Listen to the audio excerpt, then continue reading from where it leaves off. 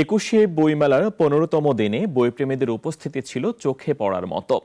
ঢাকা বিশ্ববিদ্যালয়ের ভর্তি পরীক্ষার কারণে মেলা শুরু হয়েছে বেলা 2টায়। তবে সময় কমলেও পাঠক ক্রেতাদের আগ্রহে পড়েনি ভাটা। নতুন বইয়ের গন্ধ, পছন্দের লেখকদের নতুন প্রকাশনা আর বইপ্রেমীদের উচ্ছ্বাসে জমে উঠেছে মেলা প্রাঙ্গণ। স্টলগুলোর বিক্রেতারা বলছেন, দিন যত গড়াচ্ছে ততই বাড়ছে বিক্রি। গত কয়েক 10 দিনে থেকে এখন ভালো হচ্ছে, গত 2 দিন। বই সেল হচ্ছে, আবার ইমদাদুল হকের মধুরাত, মেঘবালিকা, কোকিল ডেকেছিল এসেছিল, এগুলা বই খুবই সেল হচ্ছে। পাঠকরাও উচ্ছ্বসিত বই মেলায় এসে। কেউ এসেছেন পরিবার নিয়ে, কেউ বা বন্ধুদের সঙ্গে। নতুন বইয়ের খোঁজে ঘুরছেন স্টল থেকে স্টলে।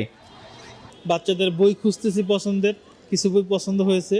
অনেক ভালো লাগছে সেখানের বইগুলো, বিশেষ করে অন্তিক মাহমুদের বইগুলো আমার সবচেয়ে বেশি ভালো লাগে। বইমেলা যতই এগোচ্ছে ততই বাড়ছে ক্রেতা ও পাঠক। প্রকাশকরা আশা করছেন সামনের দিনগুলোতে বাড়বে বেচা বিক্রি। লেখক, পাঠক আর প্রকাশকদের উচ্ছ্বাসে মুখরিত এই মেলা চলবে পুরো ফেব্রুয়ারি জুড়ে। জিহাদুল ইসলাম, নাগরিক, ঢাকা।